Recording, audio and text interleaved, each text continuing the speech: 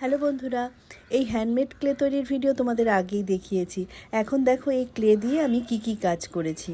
দেখো অনেক ছোট ছোট কিউট শো পিস আমি বানিয়েছি। এগুলো আসলে হলো ব্রাশ রেস্ট। তো এগুলোকে অনেকে ব্রাশ হোল্ডারও বলে।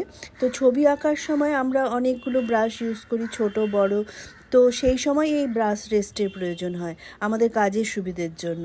তবে এটা যে খুবই প্রয়োজনীয় জিনিস তাও বলবো না।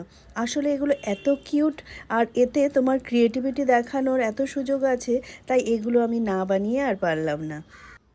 দেখো এটা বানিয়েছি আমি কালার টিউব, একটা বন্ধ কালার টিউব আর একটা কালার বেরোচ্ছে, এই দুটো বানিয়েছি হলো ব্রাশ। আমার তো ভীষণ মজা লেগেছে এগুলো বানাতে। তোমাদের কেমন লাগলো জানাবে।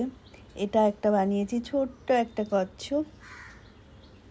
আর দেখো এখানে কালার প্যালেট বানিয়েছি। তো এই ব্রাশ রেস্টগুলো বানিয়ে তোমরা শুকোবার পর এতে জেসো লাগিয়ে তারপর কালার লাগাবে, তাহলে কালারগুলো খুব সুন্দর হবে।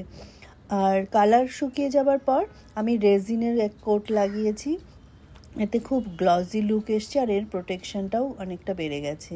তো দেখো এইভাবে ব্রাশগুলো এখানে রেস্টে রাখতে হয়। কোনোটাতে 3টে জায়গা দিয়েছি, কোনোটা 2টো জায়গা আছে, কোনোটা সিঙ্গেল।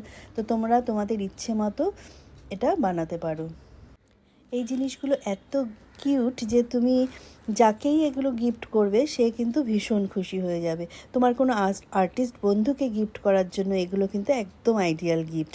এছাড়া হ্যান্ডিক্রাফট যে মেলাগুলো হয় সেইগুলোতেও এগুলো সেল করা যেতে পারে।